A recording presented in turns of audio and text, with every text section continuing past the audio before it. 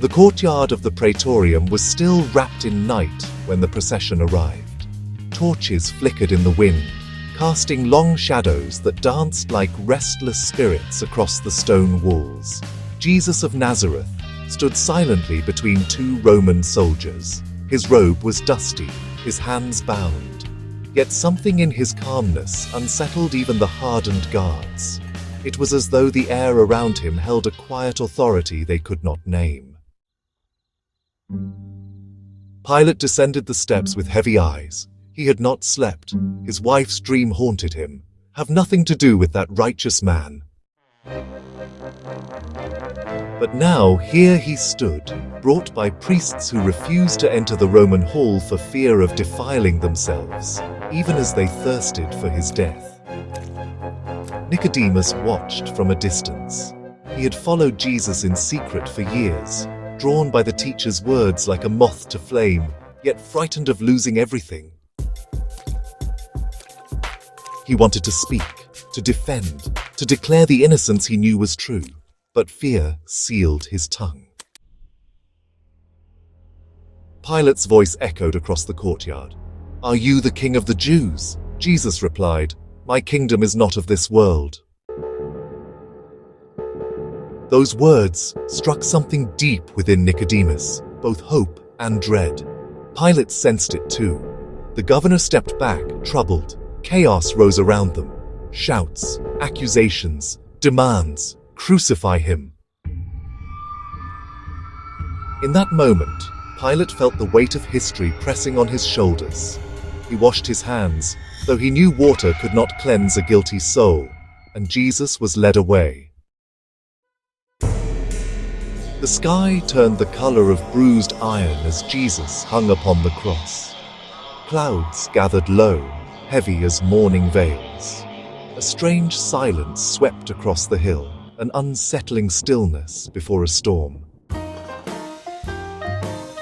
Mary Magdalene knelt in the dust, trembling. The wind howled around her like a wounded beast. She whispered his name as though the syllables were a fragile thread holding her heart together. Nicodemus stood farther off, hidden beneath the hood of his cloak. Guilt gnawed at him. He should have spoken. He should have done something. Then the world groaned. The ground shook violently, sending stones tumbling down the hillside. Cries of fear rose from onlookers as the sky darkened unnaturally, swallowing the sun as though creation itself mourned. Inside the temple, the great veil, woven thick as a man's hand, ripped from top to bottom, splitting with a roar that echoed across the city.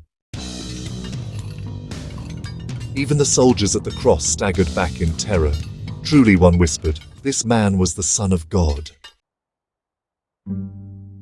Jesus breathed his final breath, and in the unseen depths of the earth, chains rattled. A door long sealed began to tremble. Far below the world of living men, past caverns untouched by light, stood the ancient gate of death. Its pillars were carved from bone. Its bars were forged from the fear of nations.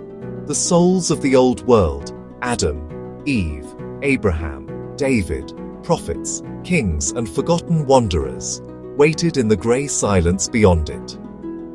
Ages had passed like drifting dust. Hope was a faint ember, nearly extinguished. Then came the tremor. A pulse of light shone under the iron door, faint but growing. The dead stirred. Whispers rose like wind through dry leaves. "What is this?" "A light," answered Isaiah, his eyes widening. "A light unlike any since Eden." On the other side of the gate, death itself, towering, armored in shadows, awoke with a roar. He sensed something approaching, something powerful, something terrible. Footsteps sounded down the corridor, slow, steady, unafraid. Death gripped his black spear and called out, "Who dares disturb my realm?" But no answer came, only a radiance that grew brighter with every step, swelling like the dawn breaking through an endless night. The gate shook, bolts rattled, the hinges groaned. Then a voice spoke, not loud, but filled with authority that made even the ancient walls tremble.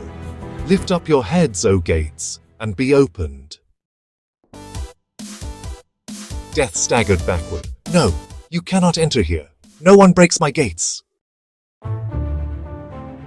The light surged, blinding, beautiful. The King of Glory shall come in. And with a shattering crash, the gate of death burst open.